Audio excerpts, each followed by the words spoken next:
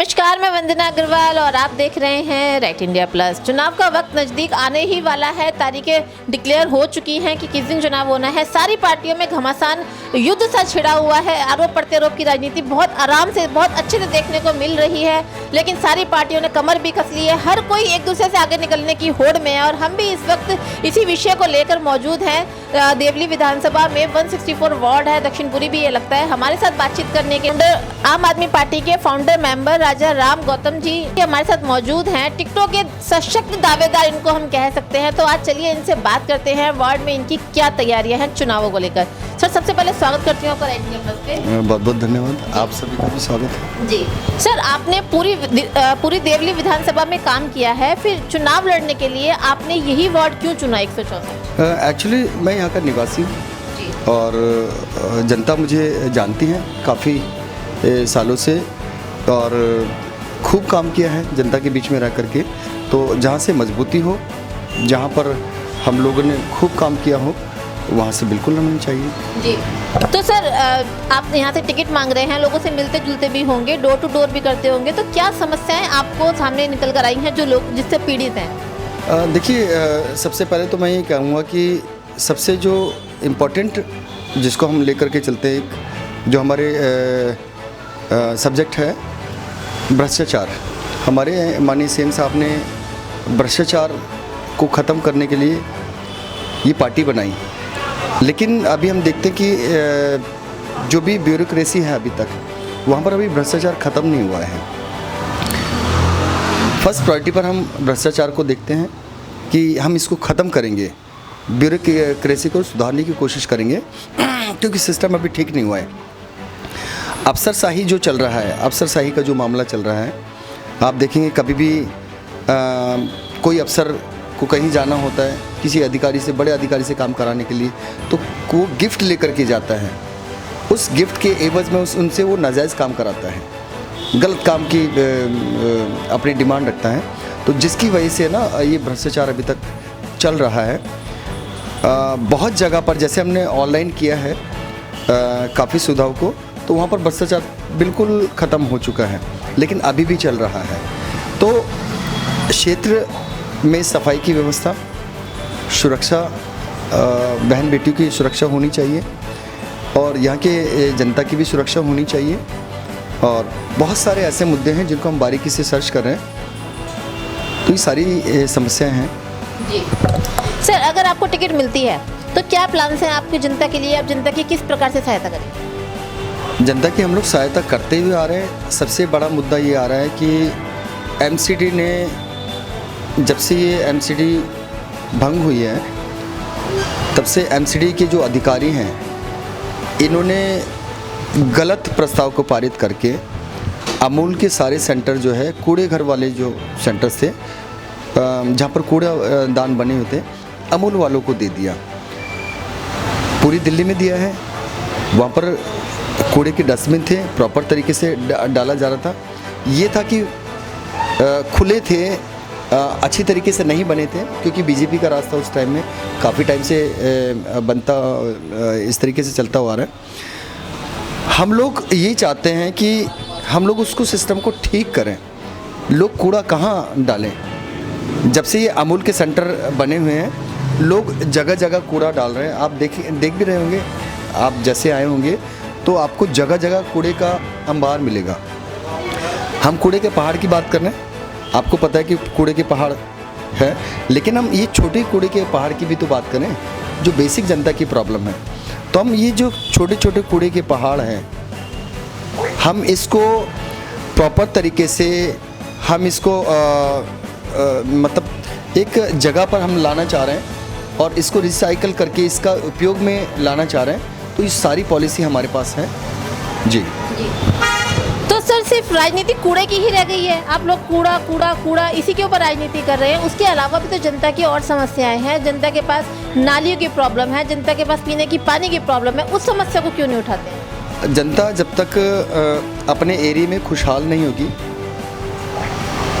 तब तक उनके बच्चे ना ही पनप पाएंगे, ना ही अच्छा कुछ कर पाएंगे। क्योंकि जब आप कहीं से निकले, आपको कोई गंदी सी स्मेल आती है, तो आपका पूरा दिन खराब हो जाता है। कहीं आप कोई कूड़े का ढेर देख लेते हैं तो आपका पूरा दिन ख़राब हो जाता है। आपके घर में ही कोई कूड़ा कचरा होता है, काफ़ी टाइम तक पड़ा रहता है, तो एक ये ह्यूमन बीइंग का साइकोलॉजिकल इफ़ेक्ट है कि माइंड बिल्कुल डाइवर्ट हो जाता है, बिल्कुल परेशान हो जाता है। तो कूड़ा जो इधर उधर पड़ा होता है, ये तो हमारी फर्स्ट प्रायोरिटी कि हमें अपने क्षेत्र को क्लीन करना है। और जब हमारा क्षेत्र क्लीन रहेगा, साफ़ सुथरा रहेगा, तो एक लोगों को खुशहाल ज़िंदगी मिलेगी, और खुशहाल ज़िंदगी मिलेगी तो आपके हमारे बच्चे खुशहाल भी रहेंगे और पनपेंगे भी। सर, आप लोग बीजेपी पर आरोप लगा रहे हैं कि 16 नए पहाड़ वो और तैयार करने वाली है, जबकि बीजेपी इस बात का खंडन करके चैलेंज करती है कि 3 कूड़े के पहाड़ हम एक्सेप्ट करते हैं, उससे ज़्यादा आप दिखाइए हमें। देखिए, आप बड़े बड़े पहाड़ों की बात करते हैं, जब आप अपने घर से निकलते हैं तो क्या वो कूड़े के पहाड़ नहीं हैं? क्या बहुत बड़े पहाड़ ही दिखाना बहुत ज़रूरी है? और बीजेपी पहाड़ तो बना ही रही है, आपने जैसे भी देखा है। आप देखेंगे हमारे सीएम साहब गए थे देवली विधानसभा में, पीछे मैंने एक वीडियो डाला हुआ है, रात से कूड़ा उठाया जा रहा था, सवेरे तक नहीं उठा, और सवेरे से उठ करके वो शाम तक नहीं उठ पाया। जब उनको पता चला कि बीजेपी वालों को हम लोग आए, तो वहाँ पर बहुत सारे लोग आए हम लोगों को वहाँ से हटाने के लिए कि हम लोग उसको दिखाएं ना। और वहाँ पर आप देखेंगे, वहाँ पर वो कूड़े का ढेर था। आप 3 कूड़े का पहाड़ बता रहे हैं, ये भी तो पहाड़ में गिनती होगा। तो सर, अगर आप इन चीज़ों को पहाड़ में गिनती कर रहे हैं तो 16 की राउंड फिगर क्यों? हो तो अनगिनत होंगे। देखिए, अनगिनत है, लेकिन 16 पर्टिकुलर जो क्षेत्र इन्होंने बनाए थे वहाँ पर डालने की तैयारी कर रखी थी। अभी ये जितना भी आप मुझे बताएं, ये अमूल का सेंटर दिया गया है, ये सारा कूड़ा कहाँ जा रहा है, कहाँ डाल रहे हैं ये लोग, कहाँ ले जा रहे हैं लोग, मुझे बताएं। तो ये लोग अपनी मर्जी से उस कूड़े को उठा कर कहीं तो डाल रहे होंगे। आप चलें, हम आपको दिखाते हैं ये कहाँ डाल रहे हैं। और 16 ही नहीं, इससे ज़्यादा और मिल जाएंगे आपको, क्योंकि अमूल के जब से सेंटर खुले हैं, लोग इधर उधर कूड़ा डाल रहे हैं, और जब बहुत ज़्यादा कूड़ा इधर उधर देखते हैं, सफाई कर्मी उसको इकट्ठा करते हैं और कहीं ना कहीं डाल रहे हैं। अब जगह तो नहीं है, लेकिन डाल तो रहे ना, कहाँ जा रहे हैं कूड़ा? जबकि इसको रिसाइकल करके और बहुत कामों में लगाया जा सकता था, खाद बनाई जा सकती थी। पॉलीथीन को इकट्ठा करके, जैसे आपने देखा होगा कि अभी पीछे सड़कें भी बनाई जा रही है, बहुत सारी चीज़ों में उसको हम लोग इम्प्लीमेंट कर सकते हैं। क्यों नहीं किया जा रहा? क्यों नहीं पॉलिसी लाई जा रही? बस भ्रष्ट सिस्टम के तहत में किसी भी चीज़ को उठा करके कहीं पर भी बेच दो और जनता परेशान रहे, बेहाल रहे।